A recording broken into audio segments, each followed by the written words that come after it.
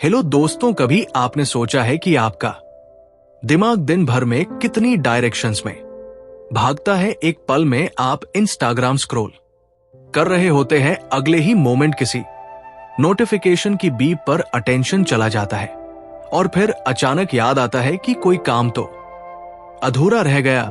हम सबका मन करता है कि हम कुछ बड़ा करें, कोई ड्रीम प्रोजेक्ट पूरा करे, कोई स्किल सीखे, करियर में ग्रो करें। लेकिन जब एक्शन लेने का टाइम आता है तो मन डिस्ट्रैक्ट हो जाता है।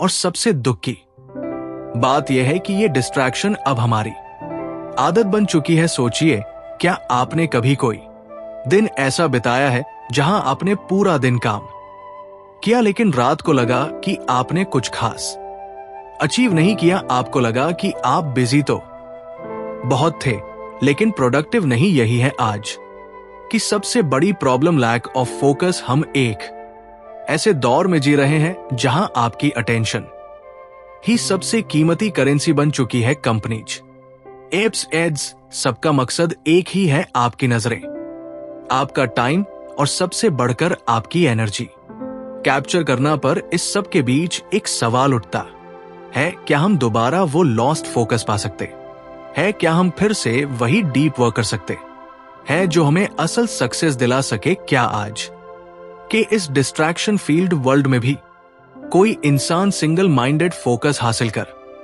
सकता है? यही सवालों का जवाब देती है ये किताब, द आर्ट ऑफ फोकस। ये कोई बोरिंग थ्योरी वाली बुक नहीं है, ये एक आई ओपनर है, एक ऐसा मेंटल टूल किट जो आपको सिखाता है कि किस तरह आप अपने दिमाग को ट्रेन कर सकते है ताकि वो उसी चीज पर रुका रहे जो आपके लिए वाकई इंपॉर्टेंट है। इमेजिन करिए एक ऐसी लाइफ जहां आप हर दिन क्लैरिटी के साथ उठते हैं, जहां आपकी टू डू लिस्ट सिर्फ डेकोरेशन नहीं होती बल्कि आप सच में उसे पूरा करते हैं, जहां आपका दिमाग सोशल मीडिया की बेचैनी से आजाद हो चुका होता है और आपका हर एक्शन आपकी ग्रोथ की तरफ बढ़ता है।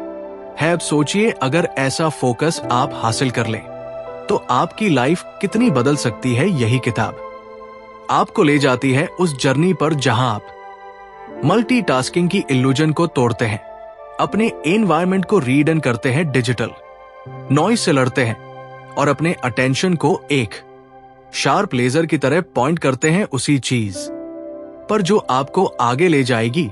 किताब में कही बातें आपको अनकंफर्टेबल जरूर लगेंगी लेकिन वो आपकी आंखें खोलेंगी, क्योंकि असल ट्रांसफॉर्मेशन कंफर्ट जोन से बाहर ही शुरू होता है। इस वीडियो में हम जानेंगे इस किताब की सबसे पावरफुल बातों को जो आपकी सोच, आपकी वर्किंग स्टाइल और आपकी पूरी लाइफ का डायरेक्शन बदल सकती है। तो अगर आप भी चाहते हैं कि आप उस नॉइज से बाहर निकले और एक ऐसी क्लैरिटी के साथ जिए जहां डिस्ट्रैक्शंस आपकी पावर को चुरा ना सके, तो इस वीडियो को एंड तक जरूर देखिए।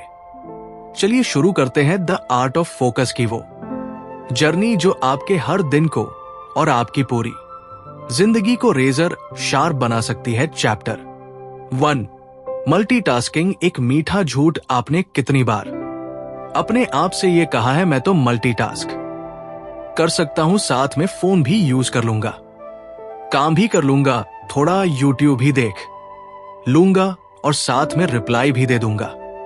लगता है हम टाइम सेव कर रहे हैं, राइट? पर सच तो यह है कि हम अपना सबसे कीमती एसेट, अपनी अटेंशन को टुकड़ों में बांट रहे होते हैं। मल्टीटास्किंग को आज की दुनिया में एक सुपर पावर माना जाता है।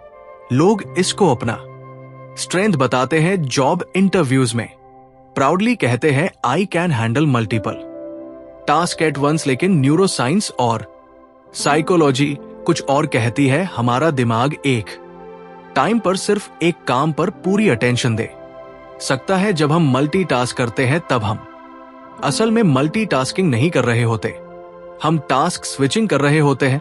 और हर बार जब हम एक टास्क से दूसरे टास्क पर स्विच करते हैं तो हमारा ब्रेन एक छोटी सी कीमत चुकाता है जिसे कहते हैं अटेंशन रेडियो। मतलब जब आप एक टास्क को छोड़कर दूसरे पर जाते हैं तो आपकी अटेंशन का एक हिस्सा पुराने टास्क में ही अटका रह जाता है अब सोचिए, अगर आपने दिन भर में 30 बार टास्क स्विच किया तो आपने अपनी प्रोडक्टिविटी के कितने हिस्से खुद ही काट दिए। मल्टीटास्किंग आपको सिर्फ थका देती है, मेंटली भी और इमोशनली भी आपका काम अधूरा लगता है, कंसंट्रेशन टूट जाती है और सबसे ज्यादा नुकसान होता है आपके कॉन्फिडेंस को, क्योंकि जब हम लगातार छोटी छोटी डिस्ट्रैक्शंस में फंसे रहते हैं तो हमारे अंदर एक गिल्ट पैदा होता है कि हमने कुछ खास अचीव नहीं किया, और ये गिल्ट धीरे धीरे सेल्फ डाउट बन जाता है। अब आपको एक शॉकिंग फैक्ट बताता हूं, कई रिसर्च स्टडीज में पाया गया है कि जो लोग लगातार मल्टीटास्क करते हैं उनकी अटेंशन स्पैन कम होती जाती है, वो जल्दी डिस्ट्रैक्ट होने लगते हैं और धीरे धीरे उन्हें सिंगल टास्क भी बोझ लगने लगता है। और सबसे बड़ा मिथ, मल्टीटास्किंग कभी भी आपको टाइम नहीं बचाता, ये आपके रिजल्ट्स की क्वालिटी को गिरा देता है। आप ज्यादा नहीं कर रहे होते, आप कम क्वालिटी में बहुत कुछ कर रहे होते हैं। अब सोचिए, अगर कोई सर्जन, कोई पायलट या कोई सोल्जर मल्टीटास्क करने लगे, क्या आप उस पर भरोसा करेंगे? नहीं ना। तो फिर अपनी जिंदगी के सबसे इंपॉर्टेंट डिसीजंस और गोल्स को आप एक डिस्ट्रैक्टेड माइंड के हवाले कैसे कर सकते हैं? इसलिए ये चैप्टर हमें सिखाता है कि मल्टीटास्किंग को छोड़ना कोई कमजोरी नहीं है, ये एक चॉइस है, एक ऐसी चॉइस जो आपको डीप वर्क की तरफ ले जाती है, क्लैरिटी की तरफ, एक्सीलेंस की तरफ। किताब आपको इनवाइट करती है एक नई सोच अपनाने के लिए, ना कि मैं हर चीज कर सकता हूं एक साथ, बल्कि मैं हर चीज करूंगा एक एक करके, पूरी अटेंशन और पूरी क्वालिटी के साथ। क्योंकि जब आप हर काम को पूरी प्रेजेंस के साथ करते हैं, तभी असली फोकस, असली पावर और असली सेटिस्फैक्शन मिलती है। तो अगली बार जब आपका माइंड कहे चलो मल्टीटास्किंग कर लेते हैं, तो बस एक पॉज लीजिए और याद रखिए, आपको सब कुछ एक साथ करने की जरूरत नहीं है। आपको सिर्फ एक चीज को पूरा करना है। चैप्टर 2, फोकस के पीछे की साइंस। कभी आपने ये सोचा है कि जब हम किसी एक काम में पूरी तरह डूब जाते हैं तो टाइम कैसे उड़ जाता है? कभी कभी ऐसा लगता है जैसे घड़ी रुक गई हो या हम किसी दूसरी दुनिया में चले गए हो। उसे कहते हैं फ्लो स्टेट, और ये कोई मैजिक नहीं है, ये प्योर साइंस है। हमारा दिमाग एक कॉम्प्लेक्स मशीन है, और ये मशीन हमेशा सर्वाइवल मोड में काम करती है। हर मोमेंट ये डिसाइड कर रही होती है कि किस चीज पर ध्यान देना है और किसे इग्नोर करना है। क्यों? क्योंकि दुनिया में हर सेकंड लाखों सिग्नल्स और डिस्ट्रैक्शंस मौजूद है, और हमारा ब्रेन सब कुछ एक साथ हैंडल नहीं कर सकता। इसलिए हमारी अटेंशन एक लिमिटेड रिसोर्स है, बिल्कुल वैसे ही जैसे बैटरी। अगर आप उसे हर जगह इस्तेमाल करते रहेंगे तो पावर जल्दी खत्म हो जाएगी। अब यहां एक इंपॉर्टेंट टर्म आता है, प्रीफ्रंटल कॉर्टेक्स। ये आपके ब्रेन का वो हिस्सा है जो प्लानिंग, डिसीजन मेकिंग और अटेंशन को कंट्रोल करता है। जब आप फोकस में होते हैं, ये हिस्सा एक्टिव होता है और आपका दिमाग लेजर की तरह काम करता है। लेकिन जैसे ही कोई नोटिफिकेशन आती है या कोई थॉट आपको डिस्ट्रैक्ट करता है, ये सर्किट टूट जाता है। आप फिर से ग्राउंड जीरो पर आ जाते हैं।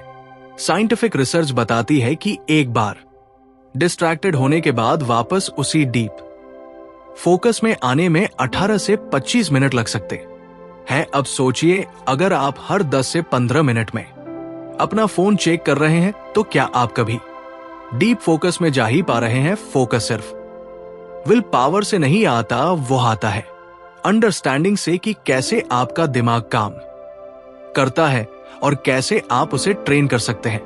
अब बात करते हैं एक और फैसिनेटिंग कॉन्सेप्ट की, डोपामिन। हर बार जब आप कोई नया मैसेज पढ़ते हैं, कोई रील देखते हैं या कोई लाइक मिलता है, आपका दिमाग डोपामिन रिलीज करता है। ये एक फील गुड केमिकल है और ये एडिक्टिव होता है। जैसे ही आपका दिमाग उस डोपामिन हिट का आदी हो जाता है, वो बार बार इंस्टेंट रिवॉर्ड्स ढूंढता है। पर फोकस की दुनिया में रिवॉर्ड स्लो होते हैं। वहां आपको पेशेंस चाहिए, डिसिप्लिन चाहिए और साइलेंस के साथ कंफर्ट चाहिए। दिमाग को ट्रेन करना पड़ता है कि वो इंस्टेंट रिवॉर्ड से हटकर डिलेड ग्रेटिफिकेशन की तरफ मूव करें। इसलिए किताब कहती है फोकस सिर्फ एक स्किल नहीं है, ये एक ब्रेन ट्रेनिंग प्रोसेस है। आपको अपने दिमाग को दोबारा कैलिब्रेट करना होगा ताकि वो साइलेंस से डरना बंद करे और डिस्ट्रैक्शन को रिवॉर्ड समझना छोड़ दे। और यहां आता है रियलाइजेशन कि आज का इंसान डिस्ट्रैक्टेड इसलिए नहीं है क्योंकि उसके पास टाइम कम है, वो डिस्ट्रैक्टेड है क्योंकि उसका माइंड ओवर स्टिमुलेटेड है। तो सॉल्यूशन क्या है? आपको अपने दिमाग को पॉज देना होगा। हर दिन कुछ मोमेंट्स ऐसे बनाने होंगे जहां आप अपने ब्रेन को रिचार्ज कर सके। Meditation, breathing, walking without phone, ये सब छोटे छोटे हैबिट्स आपके ब्रेन के फोकस सर्किट को रिपेयर करने लगते हैं। इस चैप्टर का सबसे पावरफुल मैसेज यही है, focus is not about doing more, it's about doing less but with full presence.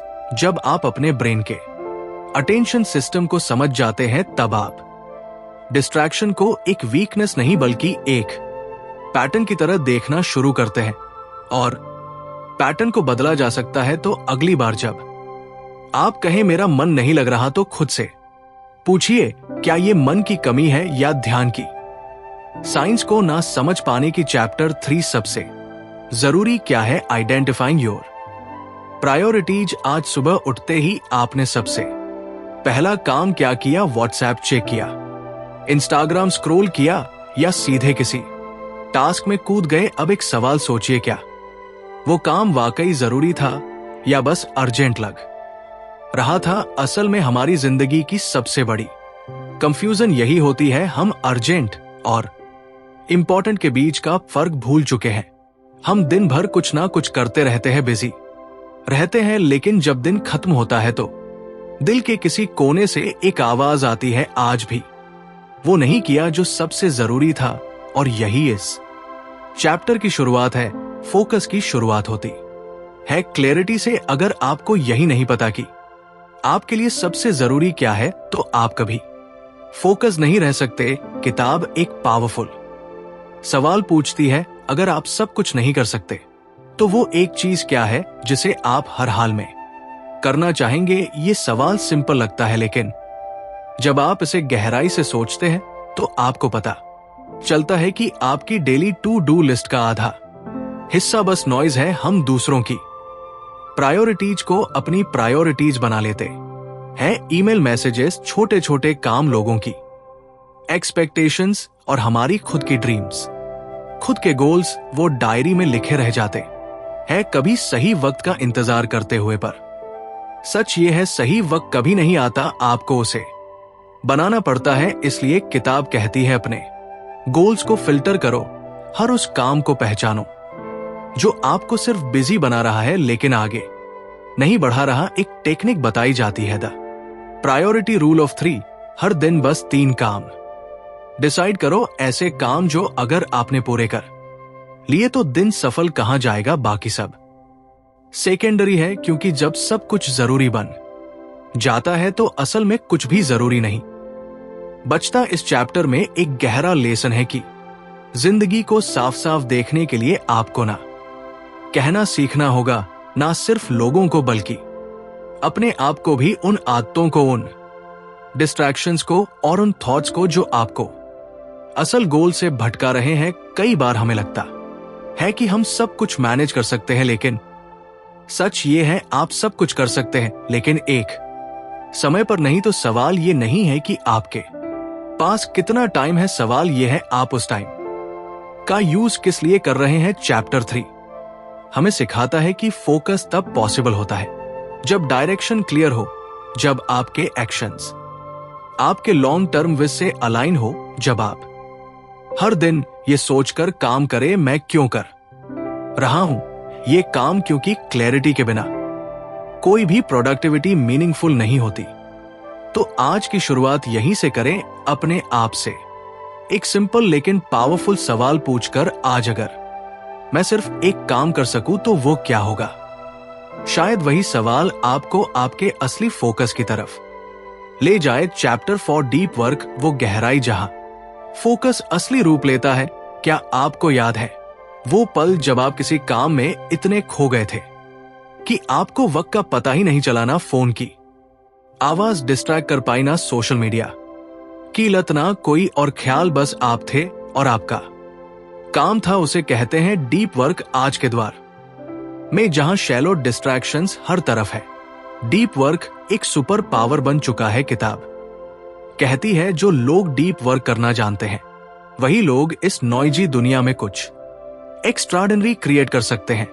लेकिन डीप वर्क है क्या ये वो स्टेट होती है जहां आप पूरी तरह एक टास्क में इमर्स हो जाते हैं? आपका ब्रेन हाई परफॉर्मेंस मोड में चला जाता है, आपकी क्रिएटिविटी पीक पर होती है और आपकी प्रोडक्टिविटी का लेवल 10x तक बढ़ जाता है। पर क्या ये इतना आसान है? बिल्कुल नहीं। डीप वर्क एक मसल की तरह होता है जिसे ट्रेन करना पड़ता है डिसिप्लिन के साथ, क्योंकि हमारा दिमाग अब शैलो कामों का आदी हो चुका है। Scrolling, switching, jumping from tab to tab. हमारा ब्रेन कॉन्स्टेंटली डोपामिन के छोटे छोटे डोसेस पर जीने लगा है। डीप वर्क उस कंफर्ट जोन को तोड़ता है। वो कहता है अब डिस्ट्रैक्शन से भागो मत, उससे लड़ो। और जब आप सच में लड़ते हैं तो शुरुआत में बोर्डम महसूस होता है, अंदर बेचैनी होती है, फोन बार बार देखने का मन करता है। लेकिन जैसे जैसे आप टिकते जाते हैं आपका माइंड एक नई क्लैरिटी में प्रवेश करता है। डीप वर्क का रियल मैजिक तब शुरू होता है जब आप एक टास्क को इतने फोकस से करते हैं कि आप अपनी लिमिट्स को क्रॉस कर देते हैं। आप वो रिजल्ट क्रिएट करते हैं जो दूसरों को मंथ्स लग सकते हैं और आप कुछ घंटों में कर जाते हैं। लेकिन इसके लिए चाहिए दो चीजें, एनवायरमेंट और इंटेंशन। एनवायरमेंट का मतलब है आप ऐसा स्पेस बनाए जहां डिस्ट्रैक्शंस जीरो हो, फोन साइलेंट, नोटिफिकेशंस बंद, क्लियर डेस्क और एक स्पेसिफिक समय जहां आप सिर्फ एक चीज पर काम करें। और इंटेंशन का मतलब है आप अपने दिमाग को बता रहे हैं कि अभी मैं इस एक काम को पूरी अवेयरनेस और एनर्जी के साथ करूंगा। No multitasking, no switching, no half hearted effort, बस प्योर इमर्शन। किताब यह भी बताती है कि डीप वर्क आपके कॉन्फिडेंस को नेक्स्ट लेवल तक ले जाता है, क्योंकि जब आप अपने अंदर की हाईएस्ट कैपेसिटी को एक्टिवेट करते हैं तो आप खुद को नए नजरिए से देखने लगते हैं। आप समझते हैं कि आप शैलो डिस्ट्रैक्शन से कहीं ज्यादा कैपेबल है। डीप वर्क आपके अंदर की नॉइज को शांत करता है और उस इनर जीनियस को बाहर लाता है जो हमेशा वही था, बस दबा हुआ। तो अब सवाल ये नहीं है कि आप कितना काम कर सकते हैं, सवाल यह है कि आप कितनी गहराई से वो काम कर सकते हैं, क्योंकि असली breakthroughs, ideas, innovation, growth सब वही होते हैं जहां सरफेस की आवाजें बंद हो जाती है और सिर्फ एक चीज बचती है, प्योर फोकस। तो अगली बार जब आप किसी काम को शुरू करें तो खुद से पूछिए, क्या मैं इसे गहराई से करने आया हूं या बस टाइम पास के लिए? क्योंकि शैलो काम आपकी लिस्ट भरेगा, लेकिन डीप वर्क आपकी जिंदगी बदलेगा। चैप्टर 5, डिजिटल डिटॉक्स, जब साइलेंस ही असली सिग्नल बन जाए। एक पल के लिए सोचिए, अगर आपके हाथ में फोन ना हो, कोई नोटिफिकेशन ना बजे, कोई मैसेज, कोई डीएम, कोई रील ना दिखे, तो क्या आप शांत रह पाएंगे या फिर बेचैनी सी होगी? ऐसा लगेगा जैसे कुछ छूट रहा है। Welcome to the addiction and no one want to admit digital overload. आज हमारी मॉर्निंग्स एक स्क्रीन से शुरू होती है और रात भी उसी स्क्रीन के साथ खत्म होती है। हमारा माइंड हर सेकंड किसी नई इंफॉर्मेशन, किसी नए ट्रिगर के पीछे भाग रहा है। और सबसे खतरनाक बात, हमें लगने लगा है कि ये नॉर्मल है, पर सच ये है, ये नॉर्मल नहीं है, ये माइंड का स्लो पॉइजनिंग है। किताब की ये चैप्टर हमें एक रियलिटी मिरर दिखाता है कि कैसे हमारा डिजिटल लाइफ हमारी रियल लाइफ को खा रहा है। हम एक टाइम पर दो जिंदगियां जी रहे हैं, एक ऑनलाइन और एक कहीं गुम भीतर, जिसे हम खुद भी महसूस नहीं कर पा रहे। डिजिटल डिटॉक्स का मतलब सिर्फ फोन बंद करना नहीं है, ये एक रिसेट है, अपने दिमाग को फिर से कैलिब्रेट करने का तरीका, ताकि हम साइलेंस से डरना बंद करें क्योंकि आज साइलेंस अनकंफर्टेबल लगता है। अगर 5 मिनट कुछ ना करे तो फोन हाथ में आ ही जाता है, जैसे कि दिमाग खुद को डिस्ट्रैक्ट करना चाहता है हर प्राइस पर किताब कहती है silence isn't empty, it's full of answers. जब आप डिटॉक्स करते हैं तब शुरुआत में विड्रॉल सिम्टम्स आते हैं, FOMO fear of missing out, boredom, anxiety, लेकिन जैसे जैसे आप टिकते हैं आप एक नई चीज महसूस करते हैं, क्लैरिटी। आपकी सोच साफ होती है, आपका माइंड तेजी से प्रोसेस करता है और आप रियल मोमेंट्स में प्रेजेंस महसूस करते हैं। डिजिटल डिटॉक्स आपको सिखाता है कि अटेंशन प्राइसलेस है और उसे हर सेकंड स्क्रोल कल्चर के हवाले करना एक साइलेंट सुसाइड जैसा है। अब सवाल उठता है, कैसे करें डिटॉक्स? किताब कुछ प्रैक्टिकल स्टेप्स बताती है। सोशल मीडिया को फिक्स टाइम पर यूज करें, हर पल नहीं, एक दिन में कुछ नो स्क्रीन आवर्स रखें जहां सिर्फ आप हो, आपकी सोच हो। नोटिफिकेशंस ऑफ करें, आप टेक्नोलॉजी के मालिक हैं, वो आपके नहीं। और सबसे जरूरी, बोर्डम को अलव करें क्योंकि वहीं से असली क्रिएटिविटी पैदा होती है। हर बार जब आप फोन से दूरी बनाते हैं, आप अपने असली सेल्फ के करीब जाते हैं। तो अगली बार जब माइंड खुद को डिस्ट्रैक्ट करने के लिए फोन की तरफ जाएं, एक पॉज लीजिए और खुद से पूछिए, क्या मैं कुछ भूलने से डर रहा हूं या खुद से मिलने से? क्योंकि डिटॉक्स सिर्फ फोन से नहीं है, ये खुद से रिकनेक्ट करने की शुरुआत है। चैप्टर 6, टाइमिस्ट वक्त पर राज करने की कला। कभी आपने सोचा है हम सबके पास एक दिन में 24 घंटे ही होते हैं, ना किसी के पास ज्यादा ना किसी के पास कम। फिर कुछ लोग इन 24 घंटों से इतिहास बना देते हैं और कुछ लोग बस शिकायतें। तो फर्क कहां है? फर्क है टाइम स्टडी में फोकस सिर्फ डिस्ट्रैक्शंस हटाने का नाम नहीं, फोकस का असली रूप तब शुरू होता है जब आप वक्त पर कमांड करना सीखते हैं। ये चैप्टर एक सच्चाई सामने लाता है कि हम वक्त के मालिक नहीं हैं, हम तो उसके गुलाम बन चुके हैं। हर सुबह जब हम उठते हैं तो हमारा टाइम पहले ही बुक हो चुका होता है। फोन, मैसेजेस, सोशल मीडिया, दूसरों की प्रायोरिटीज, हम दिन भर भागते रहते हैं लेकिन बिना डायरेक्शन के। और जब दिन खत्म होता है तो एक भारी सा गिल्ट रह जाता है, मैंने किया क्या? आज किताब कहती है टाइम को कंट्रोल करने के लिए पहले खुद को कंट्रोल करना होता है और ये कंट्रोल आता है इंटेंशन से। हर सुबह आप डिसाइड करते हैं कि आपका टाइम कहां जाएगा या फिर दुनिया आपके लिए डिसाइड कर लेती है। टाइम मास्टर एक स्किल नहीं है, ये एक माइंडसेट है जहां आप टाइम को फिल नहीं करते, आप उसे डिजाइन करते हैं। यहां पर एक पावरफुल तरीका बताया गया है, टाइम ब्लॉकिंग। मतलब आप अपने दिन को स्लॉट में डिवाइड करते हैं, हर ब्लॉक में एक क्लियर पर्पस होता है। काम, learning, rest, deep work, even boredom, सबके लिए एक जगह तय होती है। जब टाइम का कोई हिस्सा फ्री नहीं होता तो उसका मिसयूज भी नहीं होता। इस चैप्टर में एक और शानदार बात कही गई है कि बिजी होना कोई अचीवमेंट नहीं है।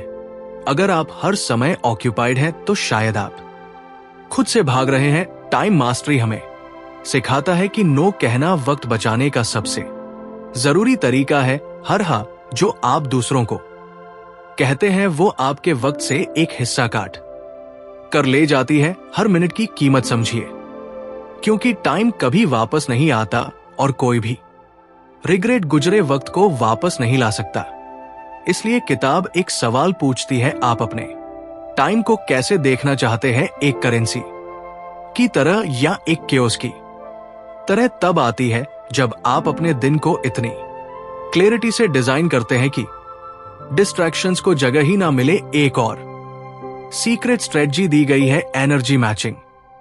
हर इंसान का एनर्जी साइकिल अलग होता है। कुछ लोग सुबह शार्प होते हैं, कुछ दोपहर में। टाइम स्टडी का मतलब सिर्फ क्लॉक को कंट्रोल करना नहीं, अपने एनर्जी साइकिल को पहचान कर उसे वाइसली यूज करना भी है। तो अगली बार जब आप कहें मेरे पास टाइम नहीं है तो पॉज कीजिए और पूछिए, क्या मेरे पास टाइम नहीं है या मैंने खुद को प्रायोरिटी नहीं बनाया क्योंकि टाइम सबके पास बराबर है, मगर जो लोग उसे अपनी टर्म्स पर यूज करते हैं वही लोग इस दुनिया में कुछ अलग कर जाते हैं। चैप्टर से the inner game of focus. असली लड़ाई दिमाग के अंदर है। क्या आपने कभी किसी काम को करने से पहले खुद से ही हार मान ली है? वो सलसी आवाज जो कहती है तू नहीं कर पाएगा, या तेरे बस का नहीं है, या फिर थोड़ा इंस्टाग्राम देख लेते हैं बाद में करेंगे। यही है द इनर गेम फोकस की असली लड़ाई। बाहर नहीं होती, ना फोन में, ना एप्स में, ना नॉइज में। फोकस की असली जंग आपके दिमाग के अंदर चलती है। किताब का ये आखिरी चैप्टर हमें हमारे सबसे बड़े दुश्मन से मिलवाता है। हमारे खुद के थॉट्स। हम सबके अंदर दो आवाजें होती है, एक जो हमें आगे बढ़ने को कहती है और दूसरी जो कहती है रुक जा, डर है, फेलियर होगा। और अफसोस की बात यह है कि ज्यादातर लोग अपनी इंटरनल नॉइज से हार मान लेते हैं बिना लड़े ही। फोकस सिर्फ एक्सटर्नल डिस्ट्रैक्शन नहीं टूटता, वो सबसे ज्यादा टूटता है सेल्फ डाउट, ओवरथिंकिंग और इंटरनल रेजिस्टेंस से। जब आपका माइंड क्लियर नहीं होता तो कोई भी टेक्निक, कोई भी प्रोडक्टिविटी हैक काम नहीं करता। इसीलिए किताब कहती है inner focus is the foundation of all outer performance. आपका ध्यान तब टिकता है जब आपका माइंड काम होता है, जब आप अपने थॉट्स के पीछे नहीं भागते बल्कि उन्हें समझते हैं, ऑब्जर्व करते हैं और कंट्रोल करते हैं। इस चैप्टर में एक जबरदस्त कॉन्सेप्ट बताया गया है, विटनेस मोड, यानी खुद के थॉट्स का स्पेक्टेटर बनना। मतलब जब आप काम कर रहे हैं और माइंड कहे कहीं और चलो ये मुश्किल है, तो आप उस थॉट को पकड़ते हो, उसे पहचानते हो और उससे पूछते हो तू आया क्यों है इससे। एक पावर डेवलप होती है, अवेयरनेस की पावर। आप समझते हो कि हर थॉट सच नहीं होता, हर अर्ज फॉलो करना जरूरी नहीं होता, हर फियर का मतलब डरना नहीं होता। यहीं से शुरू होता है the inner game of focus. किताब मेडिटेशन, जर्नलिंग और थॉट ट्रैकिंग जैसी टेक्निक्स भी सजेस्ट करती है ताकि आप अपने माइंड को बाहर से नहीं अंदर से डिसिप्लिन कर सके। यहां एक पावरफुल लाइन दी गई है, अगर आप अपने मन को जीत लो तो पूरी दुनिया जीतना आसान हो जाता है। आपके अंदर क्लैरिटी आनी शुरू होती है, सेल्फ कंट्रोल बढ़ता है और फोकस कोई स्ट्रगल नहीं रह जाता, वो आपकी आइडेंटिटी बन जाता है। तो अगली बार जब आप किसी डिस्ट्रैक्शन से लड़ रहे हो, पहले ये देखिए कि वो डिस्ट्रैक्शन बाहर से आया है या आपके ही माइंड ने पैदा किया है, क्योंकि असली फोकस तब पैदा होता है जब आप बाहर की नॉइज को म्यूट करते हुए अपने अंदर की आवाज से शांति बना पाते हैं। और वही लोग जो इनर गेम जीत लेते हैं, वो दुनिया में ऐसा कुछ कर जाते हैं जो बाकी लोग सिर्फ इमेजिन कर पाते हैं। तो अब जब आपने द आर्ट ऑफ फोकस की ये पूरी जर्नी सुनी, आपने डिस्ट्रैक्शन के शोर के पीछे छिपे सन्नाटे को महसूस किया, आपने clarity, deep work, digital detox और टाइम स्टडी के दरवाजे खोले। अब सवाल ये नहीं है कि आपको क्या करना है, अब सवाल सिर्फ ये है कि आप कितनी क्लैरिटी से करेंगे फोकस। अब आपके लिए एक चॉइस नहीं रहा, यह आपकी सर्वाइवल स्ट्रेटजी बन चुकी है आज की दुनिया में, जहां अटेंशन सबसे बड़ा वेपन है। आपका फोकस ही आपकी सबसे बड़ी करेंसी है। डिस्ट्रैक्शन से लड़ना एक रोज का युद्ध है, लेकिन हर बार जब आप उस टेम्पटेशन से जीतते हैं, हर बार जब आप अपने गोल्स को प्रायोरिटी देते हैं, हर बार जब आप फोन को नीचे रखकर अपने ड्रीम्स पर काम करते हैं, आप खुद को अपग्रेड कर रहे होते हैं। फोकस अब सिर्फ आपकी प्रोडक्टिविटी को नहीं बदलता, ये आपकी पहचान बदल देता है। अगर आपको ये वीडियो पसंद आया तो अभी लाइक का फोकस दिखाइए, कमेंट में बताइए कि इस किताब का कौन सा चैप्टर आपके दिल को छू गया, और सब्सक्राइब कीजिए बुकिफाई हिंदी को, क्योंकि यहां हम सिर्फ किताबों को नहीं पढ़ते, हम सोच बदलते हैं। हर हफ्ते मिलते हैं एक नई किताब के साथ, एक नए थॉट, नए इमोशन और नए एक्शन के साथ। और याद रखिए, डिस्ट्रैक्शन हर दिन आपको बुलाएगा, लेकिन आप हर दिन खुद को चुन सकते हैं। मिलते हैं अगली वीडियो में, तब तक के लिए स्टे फोकस्ड, स्टे अनस्टेबल। धन्यवाद।